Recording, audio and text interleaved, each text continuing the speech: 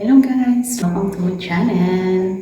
Sa video ito guys ay tuturo ko pa sa inyo kung paano gumawa ng profile logo. Yung profile logo pwede natin yan gamitin sa ating YT channel. Then pwede din natin yan gamitin sa ating mga videos. Lagyan po siya natin ng logo para if ever na i-re-upload po siya ng iba, malalaman po natin na ating po yung video yun. Dahil naka-appear po doon sa video yung ating logo. Marami din kasi guys sa community ni YouTube na nagre-re-upload ng mga videos ng iba at yun yung gagamitin din nila bilang pang-content din nila. So hindi pwede talaga yun kasi may tendency po yun na magkaroon po kayo ng violation at makaka-copyright po kayo doon. Kasi nagamit po kayo ng video na hindi po sa inyo. So, mas maganda na magawa kayo ng sarili nyong video para original po siya.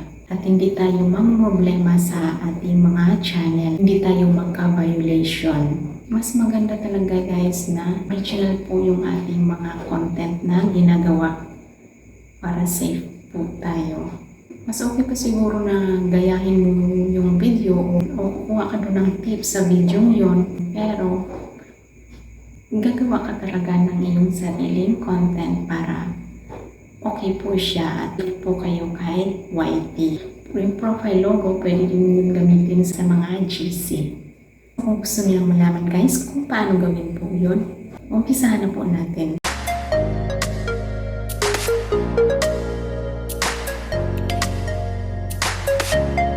Before pala tayo makagawa ng ating profile logo guys, naka-prepare na po yung ating mga kakailanganin.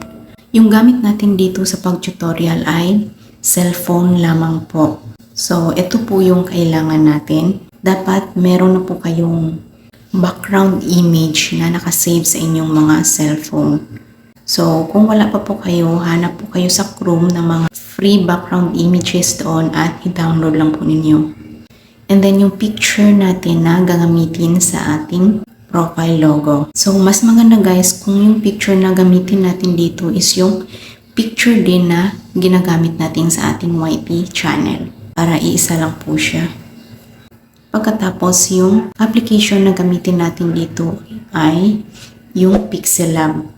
So kung wala pa po kayong application ni Pixellab, punta lang po kayo sa Play Store at mag-install. Pagkatapos nyong ma-install, open na po natin yung application. So, ito po yung itsura niya guys pagka-open po natin ng application. I-delete po muna natin ito.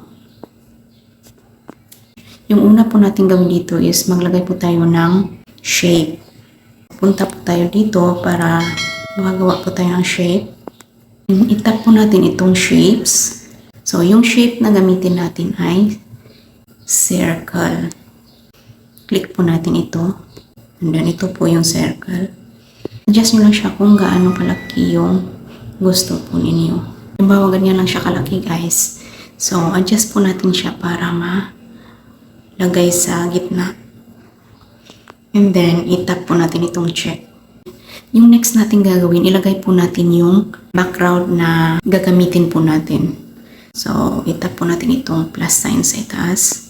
Then, punta po tayo sa gallery para makuha po natin yung dinownload nating image. So, ito po yung aking mga na-save. So, halimbawa, ito na lang po yung gamitin natin pang sample. So, ayan siya. Then, mag-form din tayo ng bilog na shape dito guys para malagay siya natin mamaya doon sa ating guide na ginawa. Tap po natin itong bilog sa ilalim. And then, pipiliin natin kung saang part dito ang gusto natin ilagay as background doon. So, ayan. Pwede natin siya ma-move. I-move nyo lang siya guys kung saang part ng background gusto nyong kukunin. Halimbawa guys, yung sa akin, ganyan lang siya. Then, itap po natin itong check. So, dito na siya. Sundin po natin yung guide natin. Dapat ma-cover po lahat ito. Dapat ma-cover po ito ng ating background. So, ayan. Stretch lang natin siya. Ayan na siya guys. Parang may sobra sa ilalim. Ito okay na to siguro guys. So, yung next naman natin gawin, maglagay po ulit tayo ng bilog na shape. So, punta po ulit tayo dito sa plus, then shapes. Maglagay ulit tayo ng bilog na shape. So, ito siya. And then, adjust po siya natin. Parang pang lining po siya natin yung itong background na ito, pang lagay sa gilid. Depende po sa inyo kung gaano kakapal yung lining na ilagay ninyo sa gilid ng inyong background. So, adjust lang po siya natin. So, halimbawa, ganyan lang siya. Itap po natin itong check. Pasensya na, hindi siya pantay. Pero sa inyo guys, ayusin niyo siya. So, since pang-sample lang naman po natin ito, okay lang po yun. At least, naipakita ko sa inyo kung paano siya gawin para may idea po kayo. So, yung next po natin gawin dito, maglagay po ulit tayo ng bilog na shape. At ibahin po natin yung color niya. So, yung color na gagamitin na natin dito is dalawang klase lang po siya, white at saka black. Dito, yung gamitin po natin naman na color ng shape ay black. So, maglagay po tayo ulit ng circle. So, itap po natin itong plus sign. Then, shapes. And then, itap po natin itong bilog. So, ayan na siya guys. Then, itap po natin itong check. Lagyan siya natin ng color. Punta po tayo dito sa ilalim. Itap po natin itong sign na hexagon. So, hanapin po natin dito yung color. Ito siya. And then, i-click po natin itong enable. So, ayan. Piliin natin itong black. So, ayan na siya guys. Then, apply po siya natin. I-click po natin itong check. And then, adjust mo lang siya guys dito sa gitna. Yung white na part dito sa gilid, yung purpose nito is para makalagay po kayo dito ng text kung ano po yung gusto nyong text na ilalagay po dito. So, depende po sa inyo kung gaano ka lapad po yung part na yung i-consume po ninyo. Adjust nyo lang. So, yan siya guys. Halimbawa yung sa akin, ganyan siya. Hindi siya pantay guys. Pasensya na po. And then, yung next natin gawin, maglagay na po tayo ng ating picture dito sa gitna na ito na bilog. So, itap po natin itong plus. Then, punta tayo sa gallery. Punta ako dito sa images. Hanapin ko dito yung picture na ilalagay ko doon. Yung ginamit kong profile sa aking YT channel. So, ito siya. And then, i-crop ko muna ito guys. Yung may black sa gilid para hindi siya makita doon pag andun na po yung picture natin. So, ayan. And then, dito. And then, itap po natin itong bilog na side sa ilalim para malagyan din natin ng shape itong picture natin. So, ayan siya. And then, adjust nyo lang siya guys. Adjust nyo lang siya kung hanggang saang part yung kukunin po ninyo dito. Halimbawa yung sa akin, ganyan lang po siya. Then, i-apply ko na po. I-click po natin itong check sa ilalim. So, ayan na siya guys. Adjust lang po siya natin para magkasya po siya doon sa bilog na black. Dapat makover po natin ito ng ating picture yung black na nakalagay sa gitna. So, halimbawa, ganyan lang siya guys. And then, yung next natin gagawin, maglalagay na po tayo dito ng text. Halimbawa, yung ilalagay natin dito is name ng ating channel. So, punta po tayo dito sa plus sign and then text. And then, i-click po natin itong pencil. And then ito. So, name ng channel ko, Ilongga Mix TV. Mahaba po siya. Yung una ko munang ilagay is yung Ilongga. Click po natin itong okay. Drag po natin siya. And then, di ba hindi siya makita pag ilagay dito sa loob? Lagyan po siya natin ng color. So, punta tayo dito sa ilalim. I-click po natin itong color. So, dito siya guys. Yung color. Pipili lang po kayo dito kung anong color yung gusto nyo ilagay. Kung gusto nyo may mix siya, so dito kayo pupunta sa gradient. So, halimbawa ito po guys. I-try po natin ito. And then, itap po natin itong check. Pagkatapos, kung gusto niyo change yung font niya, pwede din. Hanapin po natin dito yung font. Ito po yung font. Marami ditong font na pagpipilian. Nasa inyo lang po guys kung anong font yung gusto niyong ilagay. Diba yung sa akin, ito na lang. Click OK. Try po natin siyang i-move dito guys. And then kung gusto niyo pala siyang lagyan ng shadow guys, yung text na ilalagay natin, pwede din. Hanapin po natin dito yung shadow. Yung spacing niya, i-adjust po natin kasi dito po siya natin ilagay sa white na ito sa gilid. Click po natin itong spacing. Then adjust nyo lang siya. So, halimbawa, ganyan siya guys. 30. Check. So, halimbawa, lagyan siya natin ng shadow, yung stroke. Click po muna natin itong shadow. So, ayan. Pili po kayo dito ng kulay. I-tap po natin itong check. Para malagay po siya dito sa white na ito guys. So, punta po tayo dito sa curve. Ito siya. Move natin. And then, adjust na po natin siya. So, ayan. So, ito po siya guys yung mangyayari. Halimbawa, ganyan lang po siya. Parang hindi siya makita guys. Pwede pa din natin i-change yung color ng ating stroke. Click po natin ito. Or color ng ating font. So, i-check po natin ito.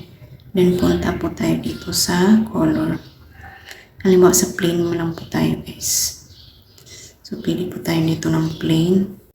Halimbawa ito. So, ayan siya. Check po natin. And then, yung stroke niya, lagyan po siya natin ng lining. Punta po tayo dito sa stroke. Click natin yung enable. And then, depende po sa inyo kung gaano kakapal yung color na ilalagay nyo sa stroke niya. So, i-try po natin i-adjust. So, halimbawa, ganyan siya guys. Then, i-check po natin. So, ayan. Then, add po ulit tayo. Plus, text. Then, itong lapis. Then, ito. Mix TV. Okay. And then, i-move po siya natin. Dito naman siya natin ilalagay sa ilalim. And then, i-change natin yung font. So, ito po yung ginamit natin kanina. Click lang natin OK. Then, i-change natin yung color. Dito. And then, color niya ginamit dito is ito yung blue. Then, check. And then, lagyan po siya natin ng lining. Dito sa stroke. Enable. And then, black yung ginamit na pang lining. Adjust siya natin. So, ayan. And then, check. And then, yung spacing niya, adjust din natin. So, halimbawa, ganyan lang siya. Ay, mali pala yung text ko, guys. Bakulit tayo. So, ayan. Ilagay na siya natin dito. I-bend po natin siya. Punta tayo sa curve. So, ayan siya guys. Pag okay na sa inyo, tap po natin itong check. Then, ayan na po siya. Kung gusto nyo siyang lagyan ng shadow, click natin ito ulit. Punta po tayo dito sa shadow. And then, enable. So, ayan. And then, itap po natin itong check. Depende po sa inyo kung ano pa yung ilalagay ninyo sa inyong profile logo. So, halimbawa yung sa akin, maglalagay po ako ulit ng text dito na subscribe. So, dito ko siya ilalagay sa ilalim ng aking picture. So, mag-form po ulit ako dito ng shape. And then, shapes. So, yung rectangle na shape na lang yung ilalagay ko. So, gawin na lang natin itong rectangle. And then, pahabain po natin siya. Dapat palagpasin po siya natin guys sa logo na nilagay po natin. Depende po sa inyo kung gaano kalapad yung ilalagay ninyo dito. Now, halimbawa ganyan lang po guys. And then, itap ko po itong check. And then, maglalagay po ako dito ng text na subscribe. So, tap po natin yung plus. Then, itong text. To. Then, subscribe. Subscribe. Okay. Hindi siya makita guys pag ilagay dito sa pang-guide. Pero mamaya kukunin din natin lahat. Yung subscribe, i-change po natin yung font niya. So, hanapin po natin yung font dito sa ilalim. Ito siya. And then, halimbawa yung font na ilagay ko is ito na lang. Click po natin itong okay. So, ayan siya guys. So, lagyan po natin siya ng color guys, yung text. Punta tayo sa color. Then, yung ilagay natin color dito is red. Pero parang walang red dito. So, ito na lang siguro. Parang red na din. Apply po natin ito. And then, lagyan po siya natin ng kulay yung stroke niya. Enable. And then, black lang siya. And adjust po natin guys kung gaano kakapal yung stroke na gusto natin. Halimbawa, ganyan siya. Tap po natin itong check. And then, yung spacing niya, pwede din natin adjust. Tap po natin itong check. And then, ilagay na po natin dito sa gitna. So, ayan. Maliit pala yung guide natin. Ilagay muna natin. So, halimbawa, ganyan siya. Ilagay na po natin itong subscribe na text sa guide po natin sa gitna. So, ayan. Adjust siya natin. Kung gusto nyo lagyan ng shadow itong subscribe na ito, punta po tayo dito sa shadow.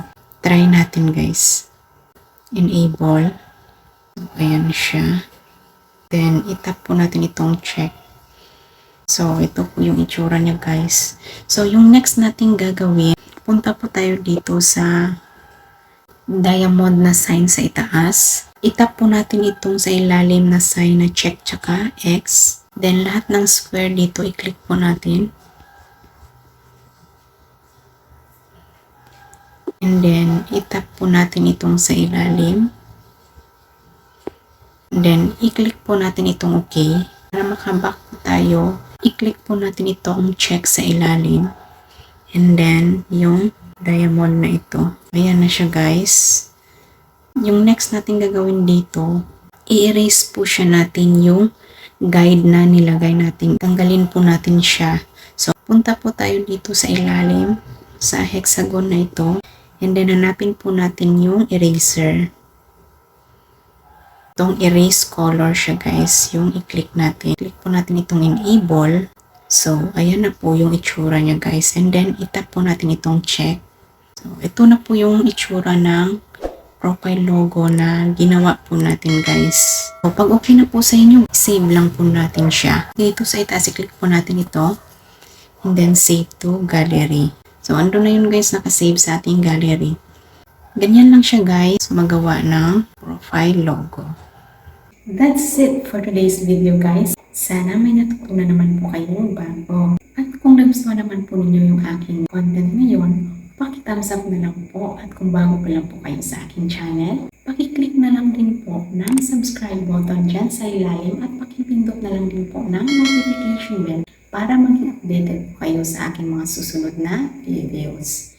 Maraming salamat po and God bless!